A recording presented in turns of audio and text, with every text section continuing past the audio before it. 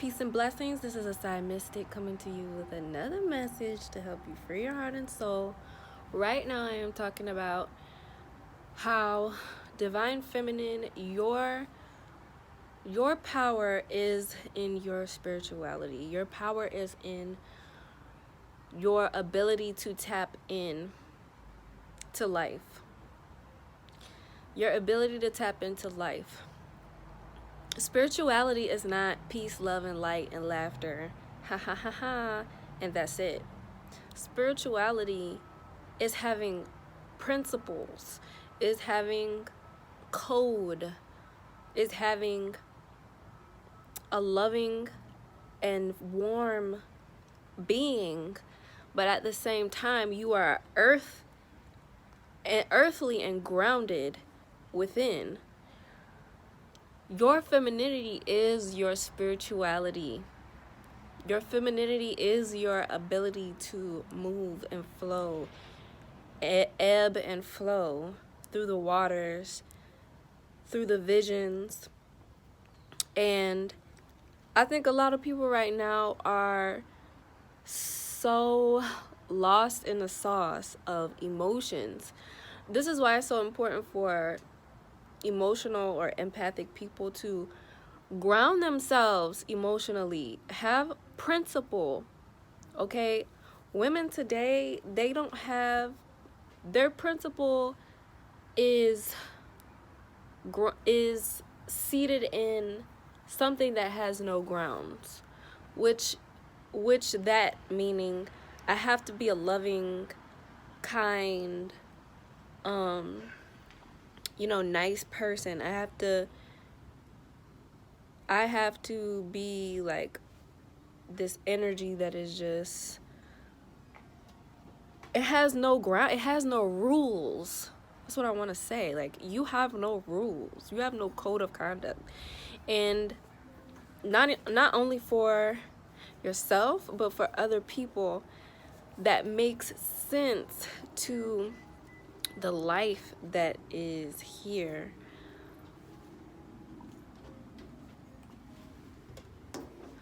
On this planet. So the reason it's so important for you to have principles is because when you don't have principles spiritually, you allow energetically for anything to exist within the life that you are living, within the life that you are creating, and even for the life that comes out of you, for your children, for your children's children. If you have no principle or code of conduct, then things will happen and you won't know why, because you don't understand how your spirituality and the principles that lie within that spirituality create your life, create the life that you're living, create the life of your children, create the life of your children. I'm bringing this up because, I think I mentioned this.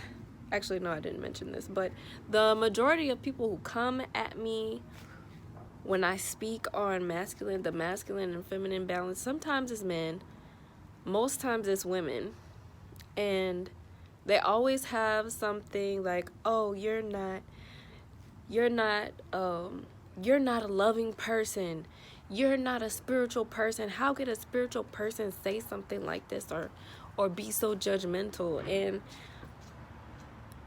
I need to remind you all that you have to be discriminative, or whatever the word is. You have to be discriminative. You have to discriminate.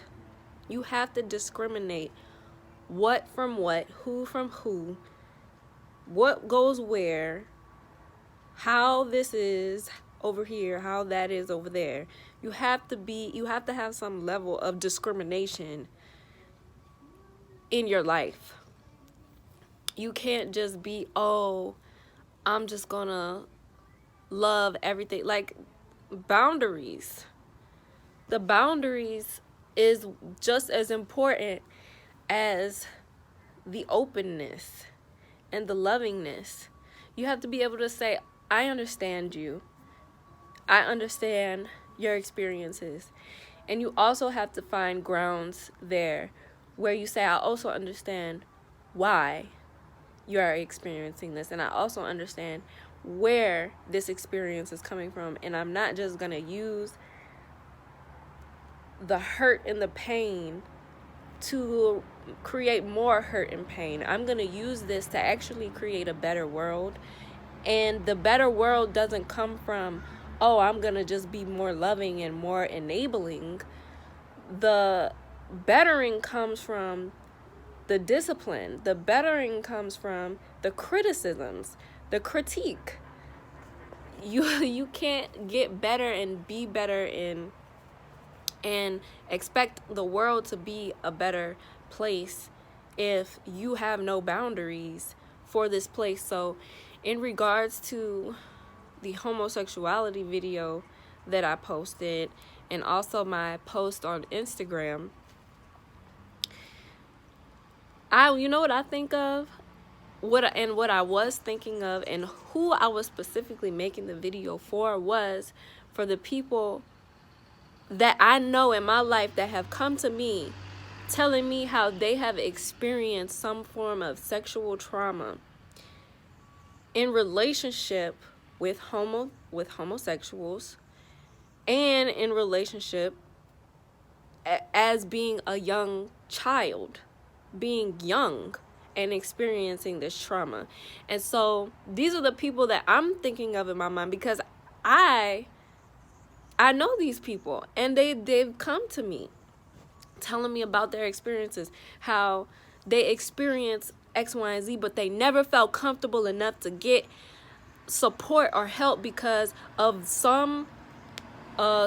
because they felt like their family structure would disintegrate if they said anything. They felt like if they told, the women in the family, that they would judge them, they would get mad at them. I've even had women and men, say like that they do say something and then they get completely judged, ostracized, they get completely twisted into this evil person just for telling the truth. And there's something wrong with that.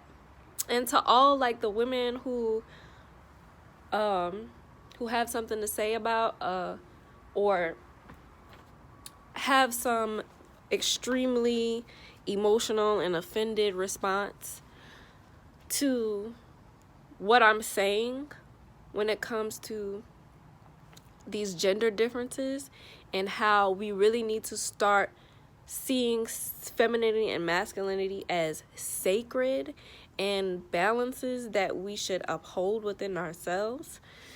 That's something that offends some women, and they don't really understand the principles that come along with that, obviously, because of the responses that I get. But there are a lot of people that do, and there are a lot of people who do want to know more, and who do want to heal, and who don't want to see repetitive cycles of psychological and emotional abuse in regards to how we feel about the opposite sex or the sex that we are. We really got to start understanding that to be truly in our feminine power, we've got to be grounded spiritually. And that means saying no and saying yes to the things that actually do us justice in this life, to the things that actually equate balance in our life. I know a lot of people don't really care about the things that goes on in the environment and the quality of things that they use, the toxins in their food, the toxins in their makeup, the toxins in their hair products, the things that they do on a regular basis. Like, women who partake in these things, knowingly and still don't care, they're also saying that I don't care. I don't care if somebody poisons me, or I don't care if something is out to defile me. Because of my own vanity, I'm going to act like it doesn't exist or it's not that big of a deal, and I'm going to do it anyway. Or I'm going to allow it anyway. And that's the same thing that rings true in these situations where children are being abused, people are going through things, and the women aren't doing anything about it. They're not putting any boundaries up on what they allow into their life. So if you allow for homosexuality to reign in your life, then you also allow it to reign in your child's life. You also allow it to be present in the lives of your quote unquote husbands or whoever you decide to be with as a heterosexual woman. Me personally, I see the men in my presence. If you don't have a certain standpoint or viewpoint on homosexuality or transgenderism or whatever, and I make it clear to you that I allow these type of things in my life, like homosexuality. I have a lot of homosexual friends, or I just embellish it into my life. I can't get mad when I find out that you are on the DL. I can't get mad when you come out that you actually have a preference for men and women, or because a lot of women be getting mad when they find out that a dude is on the DL. But it's like, you are enabling these situations. You're enabling these people to come into your life and tamper with your children, tamper with their energy, tamper with the sacredness of their innocence. You are allowing these things to happen because you've got to have you have to have principles spiritually. And this is why I make these videos, because a lot of people is spiritually lost. You're spiritually lost. Like, you have no spiritual grounding. You've got to be grounded spiritually. That is your femininity. That is you as a woman, and what you bring. That is what you bring to the table. If anybody ever asks you what you bring to the table as a woman, that is what you're supposed to bring. It's not just because you just there and you just exist. And no, you have a feminine strength. You have a feminine ground. You have feminine grounds that you abide by, and those feminine grounds are grounded in life. They're grounded in life. You, as a divine feminine, are life itself. You represent life itself. So anyway, I'm not going to talk too much about this topic. I just had to say that. Like, our spirituality is our femininity. And you can tell how spiritually off the world is right now, because, like, come on, y'all gotta have somewhere where y'all just say no, outside of how you feel, outside of the emotions. What actually makes sense?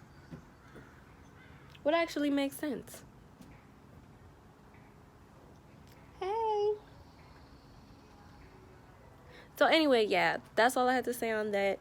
Let me know what y'all think in the comments, and I'll talk to y'all later. Peace.